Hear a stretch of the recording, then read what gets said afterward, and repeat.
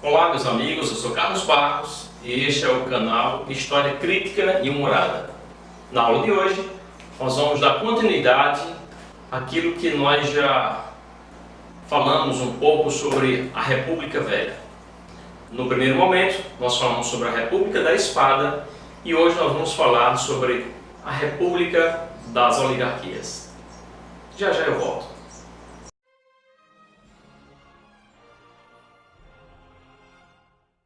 Olá amigos, como havia dito, nós vamos nesta aula de hoje conversar um pouco sobre a República das Oligarquias.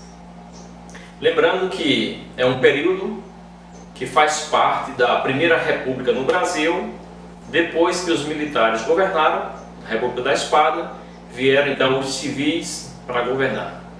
Então de 1894 a 1930, nós temos civis no poder.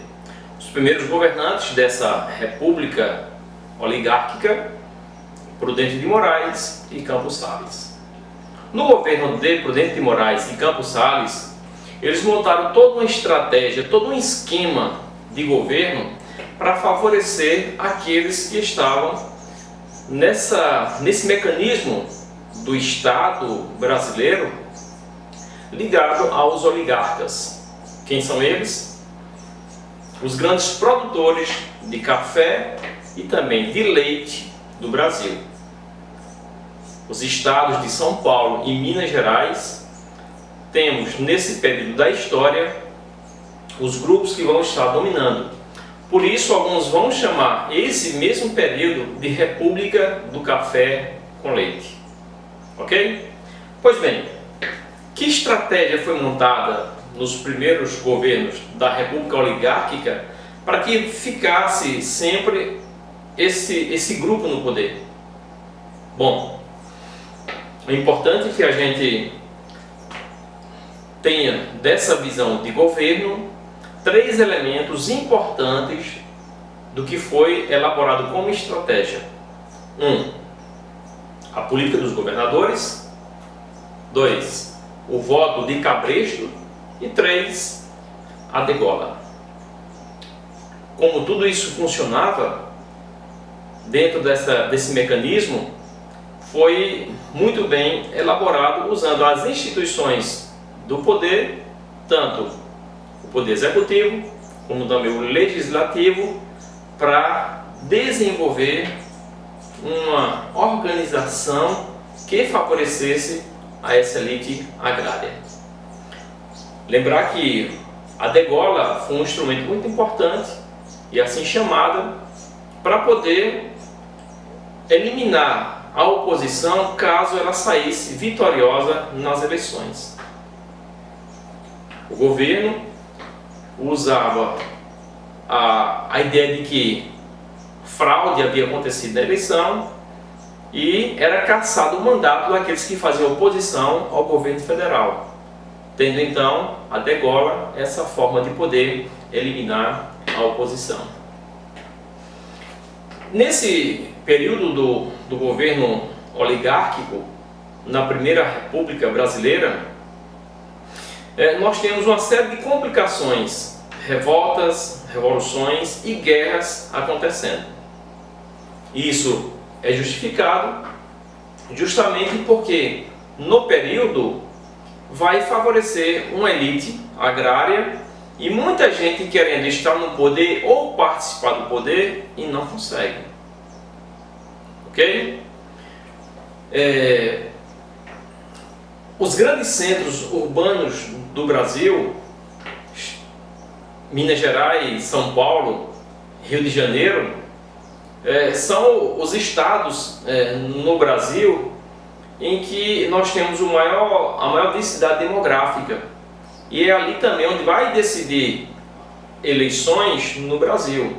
Então as regiões mais afastadas, como a região centro-oeste, a região norte e a região nordeste, vai ficar meio que desprezada pelo governo federal.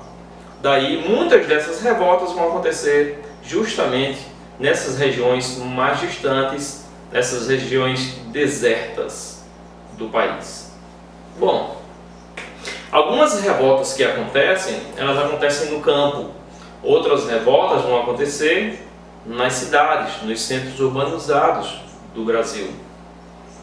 E aí nós podemos encontrar na zona rural as revoltas de Canudo, Guerra de Canudos, o cangaço, um movimento que muitos até colocam como um banditismo social, uma revolução que acontece no Ceará, e aí a figura importante do padre Cícero, para poder mostrar o mando e o desmando dos coronéis no Ceará, a partir da família dos Accioles, e também contestado uma guerra que vai acontecer nos estados de Paraná e Santa Catarina, e esse nome é dado porque algumas terras foram contestadas. Em cada um desses movimentos, o que a gente entende é justamente esse descaso do governo federal com as regiões afastadas do centro do país.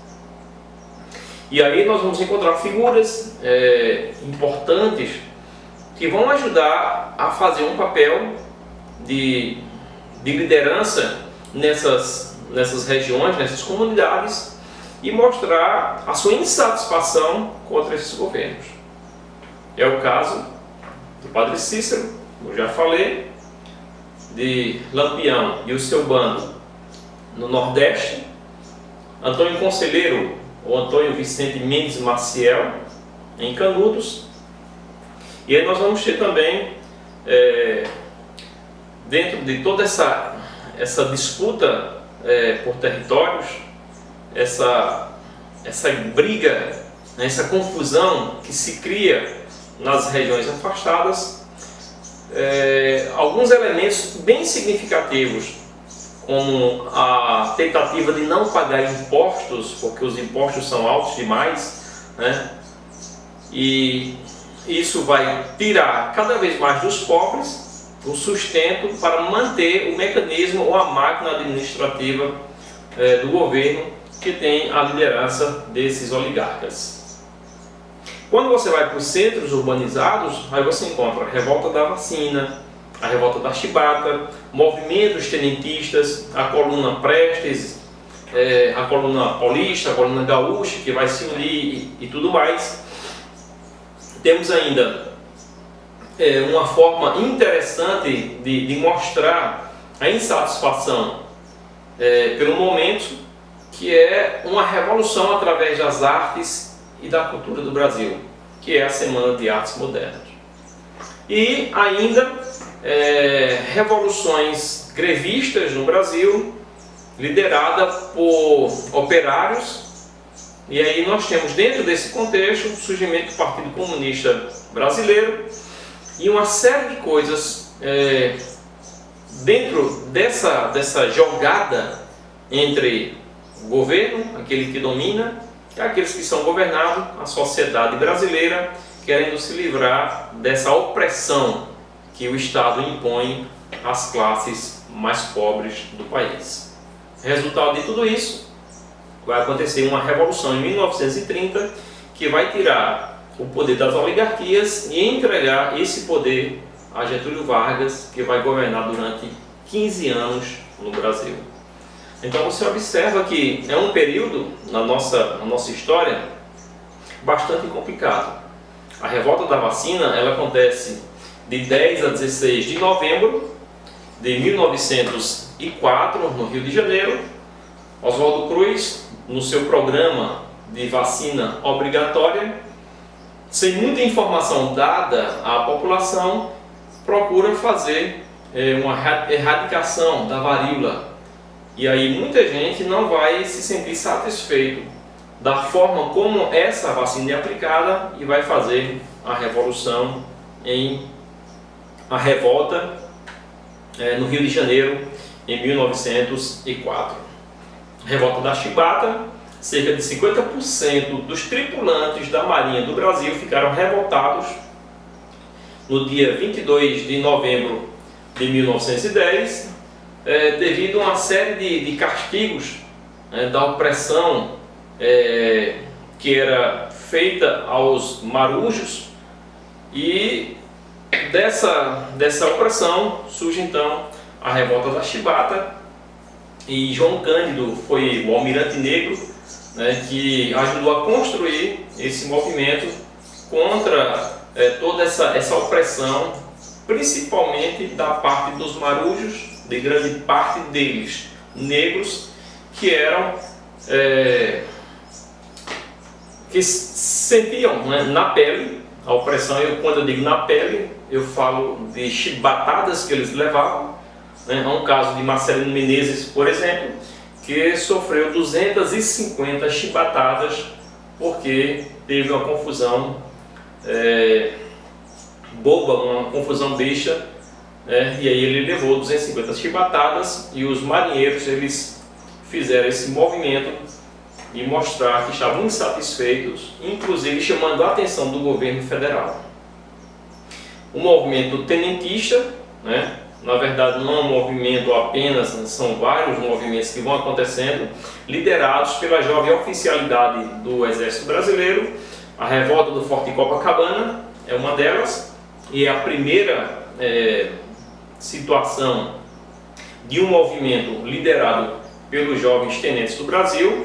Acontece em 5 de julho de 1922, e aí nesse mesmo período você observa que está acontecendo também Semana de Artes Modernas. Então são movimentos diversos acontecendo num período próximo um do outro, que vai mostrar a insatisfação da sociedade brasileira contra esse desmando do governo federal. Aí você imagina 18 pessoas se colocando contra o governo e fazendo uma ameaça à capital do Brasil, que naquele momento era Rio de Janeiro. 18. E ainda dizem que os 300 de Esparta são poderosos. Os 18 do Forte de Copacabana fizeram todo um movimento, né, para chamar a atenção do Brasil naquele momento, mas foi uma situação contornada pelo governo federal. Acontece também a coluna Prestes, que vai fazer um movimento em todo o interior do Brasil, liderada por Prestes, que naquele momento ele tem uma visão bastante diferente do que era a situação de governo daquele momento, e São Paulo e Rio Grande do Sul vão liderar esse movimento, fazendo com que no interior do Brasil muitos conheçam a necessidade de se fazer uma revolta contra esse poder das oligarquias. É uma situação que vai levar o movimento armado até a região próxima da Bolívia, onde se mostra que de sul a sudeste e norte do país havia toda uma insatisfação contra esse governo federal. Outro movimento importante no Brasil é o movimento grevista, que vai mostrar a classe trabalhadora do Brasil insatisfeita também com a situação vivida de opressão naquele momento. Cerca de 50 mil grevistas no Brasil, no início do século XX, fizeram movimentos para ter uma condição melhor de trabalho, melhores salários, médicos que estejam votados para essa classe específica, e aí trazer a medicina do trabalho é importante, porque muitos trabalhadores no Brasil estavam adoecendo, eles não tinham descanso, uma jornada de trabalho bastante complicada. E quem são esses operários nas fábricas? Muitos imigrantes, pessoas que já tiveram um contato com a visão de um mundo lá fora e de mudanças que aconteciam lá fora, e que eles passaram também a trazer para o Brasil essas ideias novas. Aí vai surgir o Partido Comunista Brasileiro, e de 1917 a 1920, muitas greves acontecendo no Brasil. O aumento de salário nesse período variava em torno de 70% a 71% de aumento salarial, enquanto que o custo de vida do povo brasileiro aumentava 184%. Então, como você percebe, uma mudança radical precisava acontecer porque os salários estavam sendo achatados devido ao crescimento muito maior do custo de vida, né, e os salários cada vez mais baixos. Então, essa situação vai gerar esse conflito com grande parte daqueles que são os empregadores e do próprio governo de poder criar mecanismos ou situações que favoreçam a classe trabalhista. Toda essa situação, né, de revoltas, revoluções, guerras acontecendo num período curto, porque você tem aproximadamente 35 anos de república oligárquica e muita coisa acontecendo no país. E aí então que em um momento da história vai acontecer um golpe e vai colocar Vargas no poder devido à forma como São Paulo usou os seus políticos, né, para fazer com que essa mudança que sempre acontecia de ter indicação em um momento de São Paulo para um governante no Brasil ou de um governante que fosse apresentado por Minas para que fosse governante do Brasil, e nessa política, né, que se criou, vai chegar uma situação em que São Paulo ele não vai obedecer à ordem de apresentação do candidato. Ou seja, o candidato deveria ser apresentado por Minas Gerais. São Paulo havia indicado um outro, a figura então de Júlio Prestes, né? Esse concorreria com Vargas, que foi indicado pelo pessoal de Minas Gerais. E nas eleições, quem ganha? Júlio Prestes. Como Júlio Prestes ganha a eleição, Minas Gerais vai fazer um movimento contrário, Paraíba vai se unir nessa situação, Rio Grande do Sul também vai se unir nessa situação. Resultado, um outro golpe na República Brasileira. Interessante que o Brasil vai começar a sua primeira república com um golpe militar e ela vai encerrar a sua primeira república com um outro golpe que vai ser dado, desta vez, colocando Vargas no poder. Mas o governo de Vargas é algo que a gente vai ver em uma outra aula. É isso aí, amigo. Curta o nosso canal, né, e ajude a divulgar esse canal, né, porque a gente vai estar aí sempre procurando colocar aulas para que o grupo que gosta de história, ou aqueles que não gostam de história, né, poder assistir os vídeos e ajude aí na divulgação. Beleza? Bons estudos e até a próxima aula.